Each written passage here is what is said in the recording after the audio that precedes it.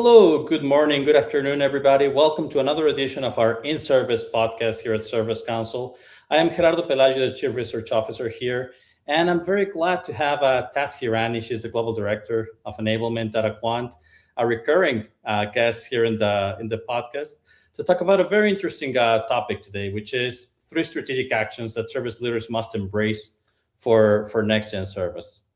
And one of the interesting things, the title sort of gives it away that we really want to make this one in particular very pragmatic, because it's one of those items that service leaders might be interested in, but it's okay, great, how do I get there? But there's at the same time a quote that I really like and I've often used in some of our other webinars and other events from Albert Einstein, which is something like, if I had 1 hour to think about a problem or to solve a problem, I would spend 55 minutes thinking about the problem itself and 5 minutes thinking about the solution. Now, don't worry, Tas and I had some running start in thinking about the problem, so we are going to get to the solution part much faster today. But as we get into it, I do want to make sure that we have the right context and understand why is it that we even have to think that that something different needs to happen, that the direction needs to change and the context is demanding so we'll do that. Before I get into the topic itself, a little bit of housekeeping. If this is the first time that you're joining the podcast, we like you to be not just a listening audience but a participating audience. You can, if you're on LinkedIn, comment, share your reactions to the conversation, ask a question. Tas has agreed to think on her feed, and I will try to do that as well. And so we, as we're going through the conversation, we'll incorporate those items. And a reminder as well that today's session is going to be recorded, so you can go back and revisit some of the concepts that we talk about, share with your colleagues and all the good stuff in our usual channels, including the social media, our website, and anywhere that you listen to your podcast normally. So what has changed that has triggered us to say this is an important topic that we have to cover? If you're familiar with the research, one of the core elements that we conduct year over year is doing the understanding what is the service leaders agenda. We run this during the first quarter of every year and understand what are the priorities, how is your ecosystem evolving. And a very interesting thing that came back this year was that when we ask service leaders for their fundamental mandate in service organization, growth has become the most frequent answer that we get. In fact, a 2-to-1 ratio relative to efficiency, which used to dominate the conversation, right? As service leaders, closer to the operational side, we're used to how can I do more? How can I do faster? How can I do more accurately? How can I do better? And this idea of growth is quickly getting into service leaders' minds and objectives. But the question that follows is, well, what do I need to do in order to achieve that growth? How can I be successful? Who do I need to engage with? And that is what we want to talk about today. In the environment where we have more data than ever, where technology keeps expanding the capabilities that we have, and where the expectations, we often talk about the expectations of the customers going up. It's also the expectations of the employees, of the frontline, of those who deliver the customer experience that are changing and that are going up. So how do we manage all of that scenario? Tas, before we get into the topic, I know you're quite popular here, as I said, with our normal audience. But for those who may be less familiar or those who might need a reminder, do you mind sharing a little bit of a background about yourself and the role that Aquant does in service? Sure. So I'll keep it brief. People will know me as being one of the directors here at Aquant. We're a AI platform built for mission critical service. So think about people out there in the field or taking calls from engineers or customers that have equipment that is mission critical. And I've been at Aquant coming up to 4.5 years. And prior to that, I worked at Salesforce and in a few field service management software companies before that. So I've got around 11 years of tenure just in the field service domain specifically. And before that, 8 years more in industrial solutions. So yeah, that's me in a nutshell. From my accent, I think you can hear that I'm based in the UK. So very top of mind for me is World Cup football right now. Yeah, indeed, and thank you for joining us in such a busy period and on the personal side. Thank you as well for the listening audience. There's a lot of exciting things going out there. I think today's conversation is going to be just as valuable, though. I trust in Tess. So great on that. And let me get back to the initial motivation because data technology, all these possibilities, and we tend to focus on how the ecosystem is changing and how to take advantage of that at the strategic level. But let's take that back to the individual.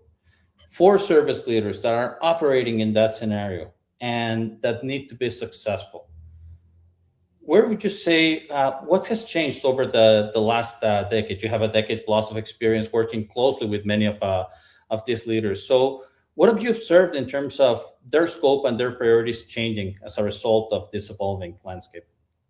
Yeah, it's been really interesting to me when I think about service leaders that I met kind of 10 plus years ago who worked their way up through the ranks, had a real long tail of experience, who had been in various different roles themselves and were the trusted advisor who became the manager in many cases.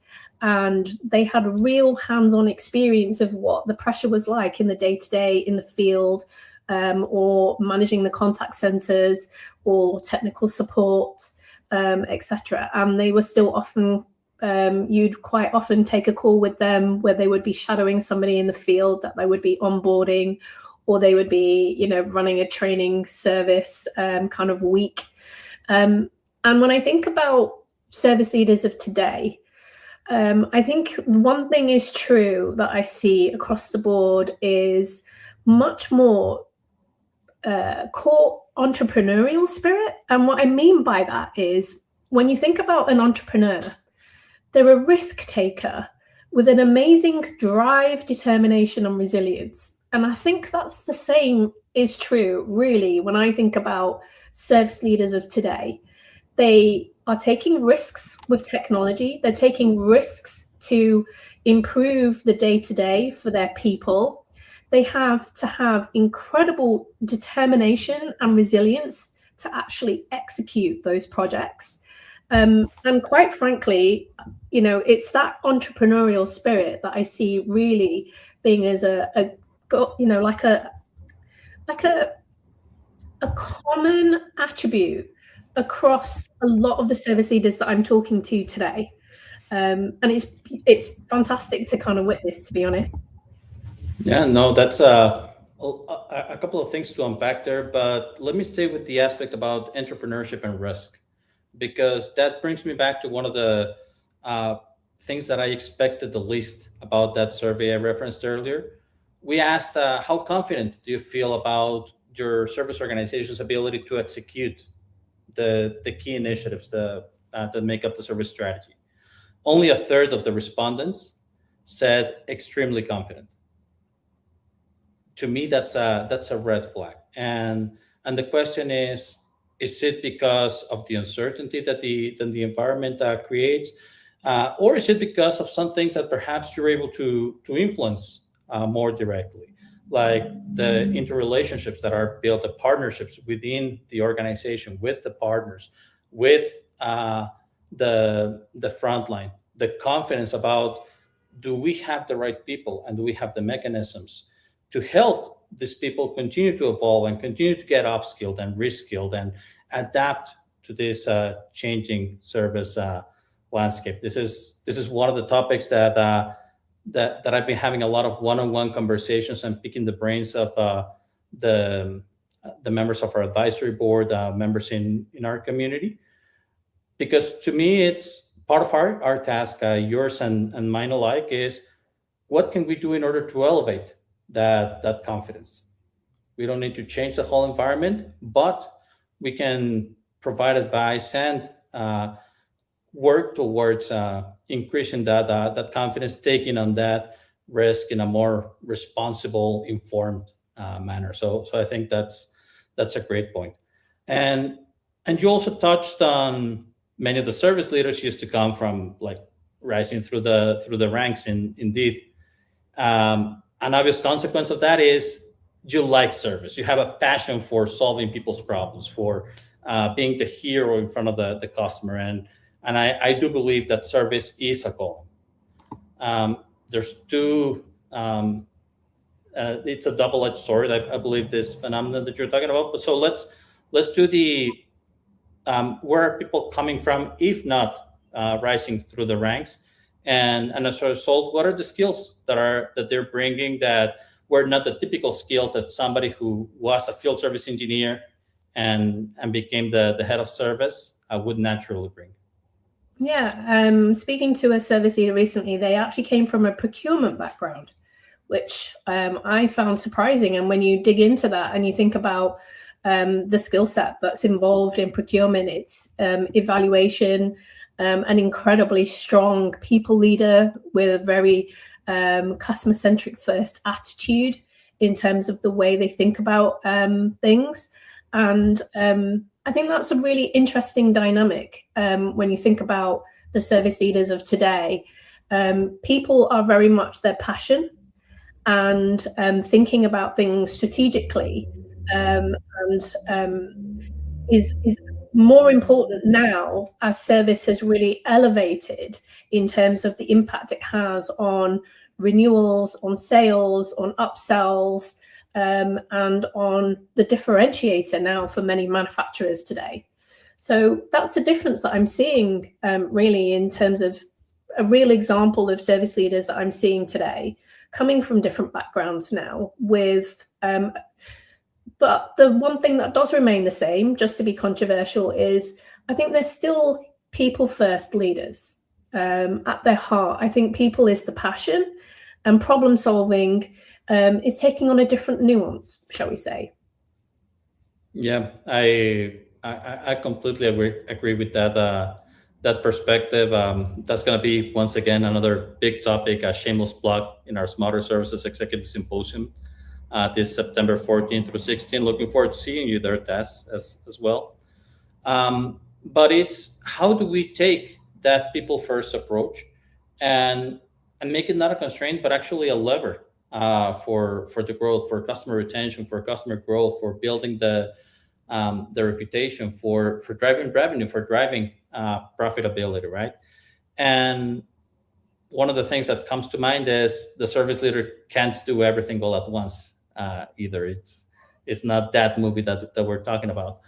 So how does a service leader prioritize this people aspect, thinking a little bit outside the box, when they would come rising through the ranks, making sure that your team has the answers to the problems that they're going to meet in the field top of mind, making sure that your team is happy and understanding many of the traditional frictions of the work, like capturing data, like the time spent searching for data, very top of mind.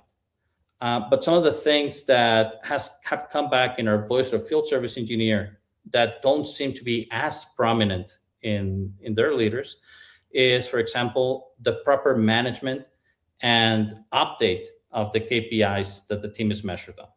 So how do we lay the right incentives? As we're leading people, we asked if the KPIs that you're being measured on map to the expectations, that properly map the expectations of your role. It was about half of those respondents who agreed that was the case. That is a red flag, and it's not because of a lack of empathy or intent, but I believe because we're so focused on the operational success of the customer experience that it doesn't come intuitively to think about those KPIs. Would you agree with that, Tess? Yeah, I think you're making me think about my good friend Joe Lang, and he's a service leader I've learned a lot from. For those of you that know Joe Lang, he's been around for such a long time, and he's a service leader at Comfort Systems who has been a technology first adopter I would say he epitomizes when I think about entrepreneurial spirit, testing new technologies. But the reason why he tests those new technologies is because it's for his people. And when you were talking about KPIs, I think about a story that Joe told me about how he drives adoption to enable his team to capture training, how he enables his team to capture knowledge that's missing from the organization in a AI system, and how he is it's so important for him that admin is just eliminated, because it's nobody's fun time to be completing work order notes or case notes. And leveraging technology to do those things, he talked to me about how in his one-on-ones with his team, he doesn't showcase who isn't leveraging technology to save time or to drive their first time fix rate up. He literally shows his team in their one-on-ones the first time fix rate of his team, and that individual that isn't enjoying engaging with the technology that he's invested in, he shows them in that environment their performance on those key KPIs. And for me, that's a game changer, because the way in which he's approached it is really human first. And it's done in a way that helps that person understand in a safe environment what their life could be like in terms of their performance with the technology and where they would sit on the curve and where they sit today. And it's a very data-driven approach. And it's really relying on that connection and helping that person understand where they sit alongside their peers. So I think in answer to your initial kind of statement, there is many of those service leaders that are seeing that disconnect in the KPIs. And I think it's incumbent on them to help at that individual and at that team level, help understand the initiatives that they're executing to help achieve those KPIs and how they can contribute, and what are the steps that they can take in order to drive the overall strategic outcome that they're looking for themselves and also for their team and overall for the company. Does that make sense? It makes a lot of sense, and it's about pushing the right buttons, right? And as a leader, that's one way to adapt to how do I convince the people, how do I demonstrate really to them that this is for their benefit, that they're going to be better off, that their experience is going to improve, and that that causes you as a service leader to rethink the way in which, how do I communicate, what do I need to measure, what data do I need to support that, building on the fact that the front line tends to be a competitive bunch. They like to be good at what they do. They take a lot of pride in it.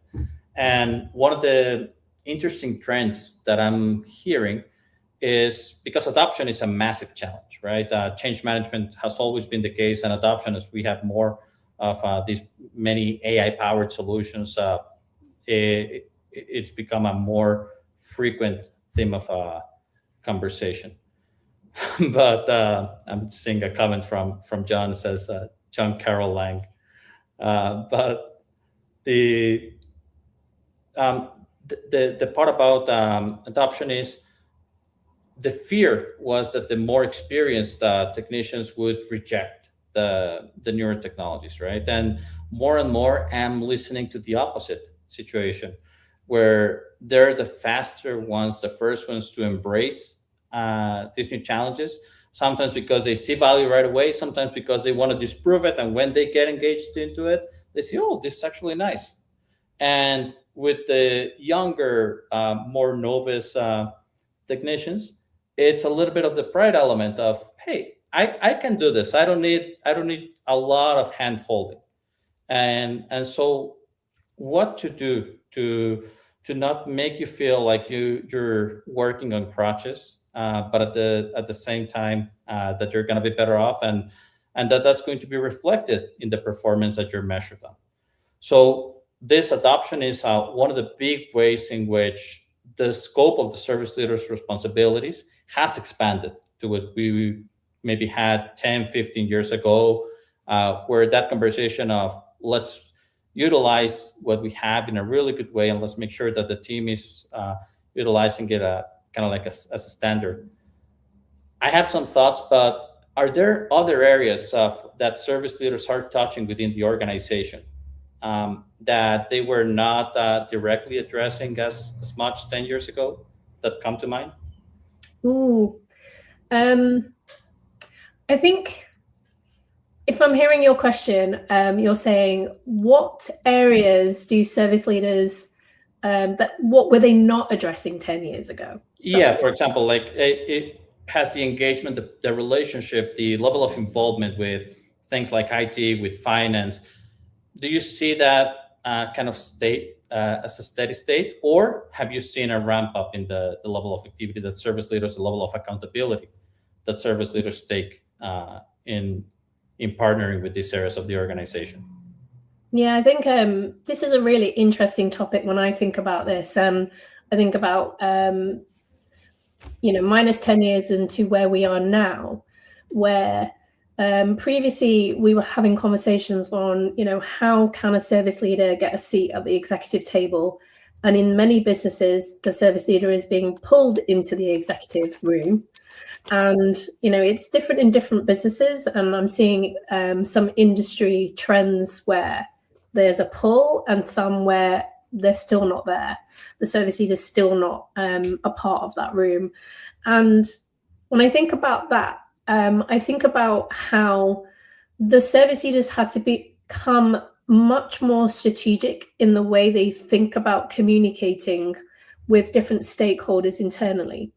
When they think about how do I make life better for my people, they're having conversations with HR and human resources and operations about onboarding, retention, and job satisfaction, and the things that they can do to reduce overtime, and so that people are happier and stay in the roles and can get home to their families at a regular time on a daily basis. And also how they have that conversation with finance on I need additional headcount, there's going to be ramp up time, and there's going to be impact to the P&L this year in terms of those costs of training, education. Mm-hmm. And I think about a service leader that said to me that they could have a baby quicker than they could ramp up their technician. And I think about that as a real statement that somebody said to me, and it wasn't that long ago, and how that isn't the case now with technology and AI solutions, really focused on training and onboarding and in the moment guidance and helping them actually, instead of phoning a literal human friend, they can phone their AI friend, which feels like a human to them. And this is where I'm seeing the difference in the question that you asked between 10 years ago and now. The strategic service leader is able to articulate what he can deliver for his people in the same language that his different members of the C-suite need to know. And they're very articulate in those different ways of phrasing things. And they think about the investment that they want to enable their team to be able to get home at night or find the answers they need in the moment, to have better job satisfaction, and to allow them to spend more time on what people consider to be fun, which is helping getting that equipment back up and running, problem solving, and speaking to the end customer in an informed manner, and showing up to their jobs, knowing what they're doing, confident they've got the parts needed. And so I think that today's service leader feels more confident in being able to execute on that. And they are much more able to tap into their network of other service leaders that have similar challenges, that have found solutions, and talk to them about what's worked and what hasn't worked. And I feel like the service community in itself has become a powerful lever for accelerating this change as well. Yeah, and just a couple of the comments supplementing that. So John was building on your example of Joe Lang, and he did, apologize for the typo there, but pushing boundaries, very aligned with cultural, technological, functional, very aligned with the entrepreneurial concept that you brought up earlier, right? And then similarly, KM McKinnon, thank you for the inputs. you have to set expectations and lead by example. I think all of these are true. And coming behind the comment quickly, it's we cannot forget the core of service and all that customer expectation and the management of the teams, absolutely. Mm-hmm. But there's an expanded scope where we also need to get ad service leaders fluent in the concepts and metrics, the incentives of finance, of HR, of IT, become accountable for those solutions. If I'm taking your example about the baby a step further, as a service leader, because I understand the business, I can also say that 9 pregnant women cannot have a baby in 1 month, right? Like there's some limitations to what can be achieved, even with all the data and the technology and the processes. So that intel is helpful at the moment when we decide what are the digital capabilities that we need, and how do we translate the great service that we're providing into something that can be monetized. And I think as service leaders have fought for that seat at the table that you rightfully call out, being fluent and being actively having these conversations within the organization is the direction that needs to continue happening day in and day out in order for that seat to be there. So you've sort of been laying out as we've been having this conversation many of the elements that service leaders need to be thinking about. But if you were to summarize, going back to the topic today, what are the top 3 elements that service leaders need to embrace? What are the actions that they need to take for that next gen service? Let's take them one at a time. What's number 1?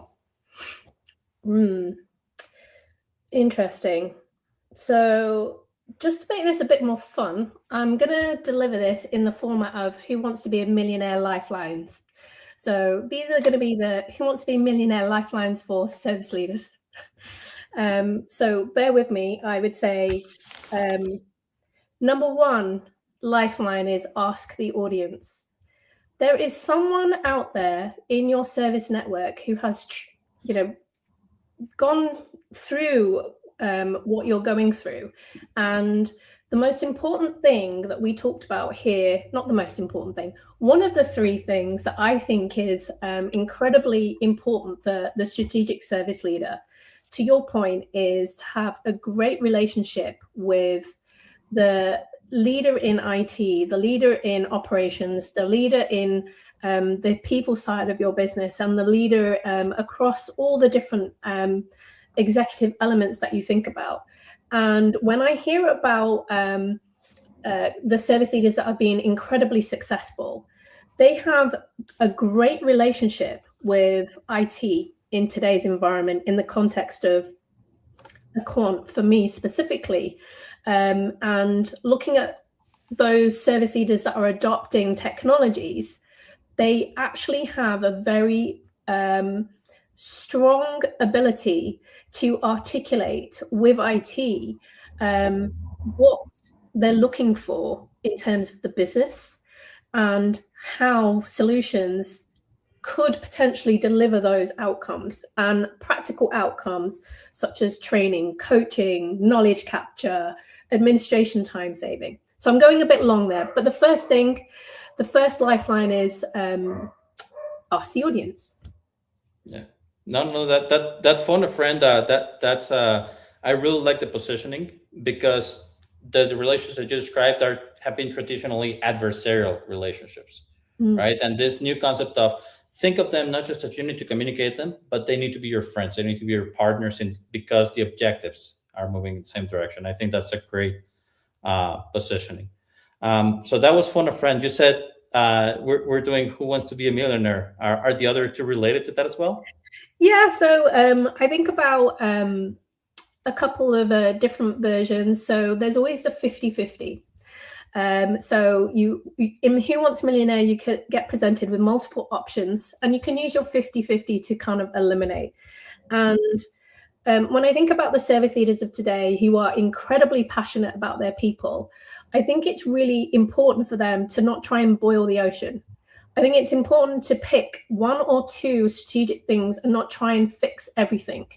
And this is something that I learned from Mike Hughes from Peak Scientific, when he talked to me about when he was thinking about building his business case and actually then being accountable for that, he talked very much about keeping it to the core and keeping a couple of things. And this really helped him internally, because it simplifies what he needs to talk about. It simplifies the ongoing engagement. So 50-50 is a second lifeline. Yeah.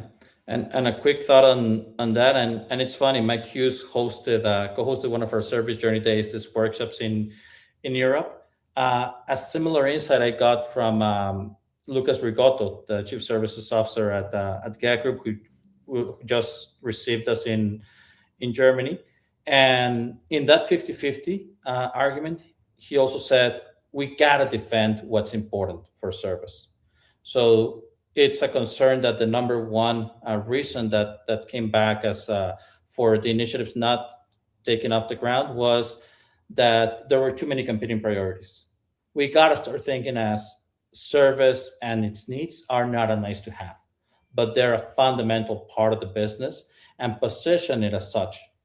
As you said, not boil the ocean. Let's pick our battles, but let's fight those battles aggressively. And I think that's something that doesn't naturally come, or we don't always feel like we have deserved that place at the table. We have to if we want to take it to the strategic level. But no, great point as well. Is there any final thoughts there? Yeah, so my final one really is, I think service leaders are incredibly well connected. The service community is incredibly strong, and we've mentioned a few service leaders today, and I think it's that element for me, leveraging your network, leveraging the knowledge of somebody who's experimented with something, exploring concepts and working through those areas of friction and what you're struggling with, and having those relationships across service. Those are the things that I'm seeing really elevate service leaders today, maintaining and investing back into the community. When you've done something great, it's about sharing and having those conversations on platforms like this that you've seen with many of the service leaders that I've mentioned today, who give back into the community and also allow people to kind of phone them, literally be a phone a friend. So I would say that the service leaders today, where you're looking to actually drive up or move forward, I think it's about leveraging the community and developing those one-on-one relationships that will enable you to actually move forward strategically. Yeah, well, you're preaching to the choir there. That's the main reason why Service Council exists as well. So I obviously love that comment, and I think it is spot on. It's a great way to wrap us up as well. But Tas, you always bring such an interesting perspective, and you're a very interesting person as well. So is there anything additional that you'd like to share with the audience, especially around this time? As you said, you're very exciting around the World Cup itself. Yeah, 100%. So my entire street is having a back to lockdown street party this weekend to celebrate the World Cup season. So we'll be bringing out a mobile bar that we actually upcycled from pallets that got delivered during lockdown period on the street, and actually all bringing a dish. And I will be baking my famous peanut butter cookie cups with Reese miniatures in the middle. So if you're taking the time to actually watch some soccer or football this weekend, that's what I'll be doing. Yeah, I hope if anyone ever has a question about my point of view on service and service leaders and who is a great person that might have faced the challenge, please connect with me, reach out to me on LinkedIn. So I would love to hear from you. Perfect. Tas, and Mexico and England right now, group leaders, there's a hopeful chance that we meet each other a couple of weeks down the road. So hope no matter the score, I can still phone a friend after that game if it does happen. Tas, as always, you've been great. Looking forward to have you once again. You're probably going to break the record at some point over here. But it's been great to our audience. A reminder, today's session was recorded, so you can go back and enjoy and learn from all the great points that Tas shared today. And we'll look forward to seeing you in our next edition. Have a great rest of the week. Great soccer or football month, regardless of where you're watching it from. And see you soon. Take care.